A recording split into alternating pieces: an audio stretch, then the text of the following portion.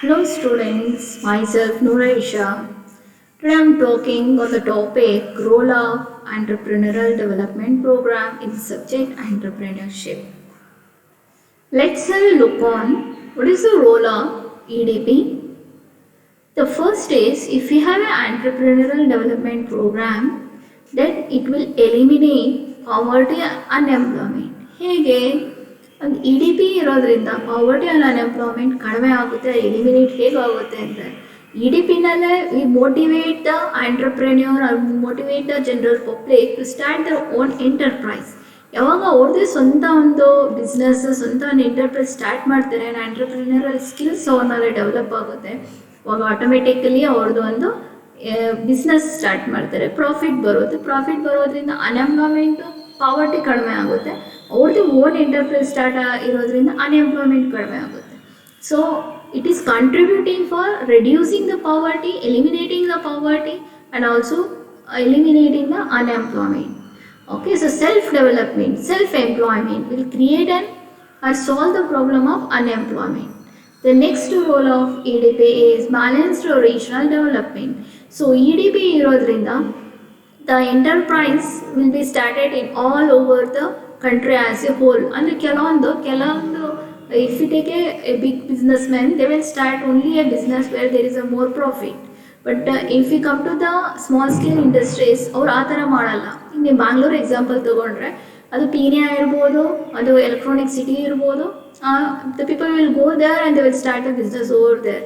ಹೀಗಾದ್ರೆ ಅವ್ರಿಗೆಲ್ಲ ಫೆಸಿಲಿಟೀಸ್ ಸಿಗುತ್ತೆ ಅಂತ. ಅದೇ ಸ್ಮಾಲ್ ಸ್ಕೇಲ್ ಇಂಡಸ್ಟ್ರೀಸ್ ಇದ್ದರೆ ಏನು ಮಾಡ್ತಾರೆ, ಅವ್ರು ಎಲ್ಲಿ ಇರ್ತಾರೆ, ಯಾವ ನೇಟಿವ್ನಲ್ಲಿ ಇರ್ತಾರೆ, ಯಾವ ಲೋಕಲ್ ರಿಸೋರ್ಸಸ್ ಅವ್ರಿಗೆ ಅವೈಲೇಬಲ್ ಇರುತ್ತೆ, ಅದನ್ನು ನೋಡ್ಕೊಂಡು ಅವರು ಎಂಟರ್ಪ್ರೈಸ್ ಸ್ಟಾರ್ಟ್ ಮಾಡ್ತಾರೆ. ಅವಾಗೇನಾಗುತ್ತೆ, ಎಲ್ಲ ಹಳ್ಳಿಗಳು ಸಹ ಡೆವಲಪ್ ಆಗುತ್ತೆ, small village also will going to develop.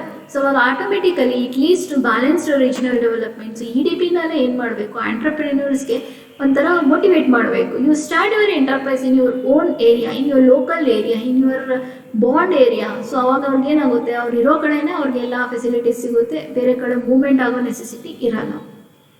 The next is prevent industrial slums.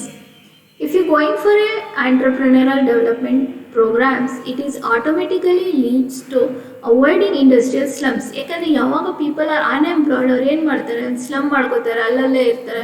ಅದೇ ಏನಾದರೂ ನೀವು ಇ ಡಿ ಪಿನಲ್ಲಿ ಅವ್ರಿಗೆ ಅವೇರ್ನೆಸ್ ತರಬೇಕು. ನೀವು ಎಂಟರ್ಪ್ರೈಸ್ ಸ್ಟಾರ್ಟ್ ಮಾಡಿದರೆ, ನೀವು ನಿಮ್ಮ ಏರಿಯಾನಲ್ಲಿ ನೀವು ಬಿಸ್ನೆಸ್ ಸ್ಟಾರ್ಟ್ ಮಾಡಿ, ನಿಮ್ಮ ಏರಿಯಾನಲ್ಲಿ ಎಂಟರ್ಪ್ರೈಸ್ ಸ್ಟಾರ್ಟ್ ಮಾಡಿ, ಸ್ಮಾಲ್ ಸ್ಕೇಲ್ ಇಂಡಸ್ಟ್ರಿ ಸ್ಟಾರ್ಟ್ ಮಾಡಿ ಅಂದರೆ ನಾವು ಆಟೋಮೆಟಿಕಲಿ ಸ್ಲಮ್ಸ್ ಎಲ್ಲ ಕಡಿಮೆ ಆಗುತ್ತೆ. Next is harnessing locally available resources. The local resources are very essential. If you're going for a local resources can be better utilized by small scale industries. Okay, so ಅವಾಗ ಏನಾಗುತ್ತೆ, E D ಪಿನಲ್ಲಿ ಅವ್ರಿಗೆ awareness ತರಬೇಕು. ನೀವು local resources ಚೆನ್ನಾಗಿ use ಮಾಡಿದರೆ ನಿಮಗೆ automatically ಆ ಲೋಕಲ್ ರಿಸೋರ್ಸಸ್ಸಿಂದ ಏನಾಗುತ್ತೆ, ನಿಮ್ಮ ಬಿಸ್ನೆಸ್ ಗ್ರೋತ್ ಆಗುತ್ತೆ. ಆ ಬಿಸ್ನೆಸ್ ಗ್ರೋತ್ ಆಗಿರೋದ್ರಿಂದ ನೀವು ನಿಮ್ಗೆ ಬೇಕಾಗಿರೋದು ಜಾಬ್ ಆಪರ್ಚುನಿಟೀಸ್ ಸಿಗುತ್ತೆ. You can provide employment to others. Because of your locally available resources ನಿಮಗೆ ಟ್ರಾನ್ಸ್ಪೋರ್ಟೇಷನ್ ಕಾಸ್ಟ್ ಕಡಿಮೆ ಆಗುತ್ತೆ.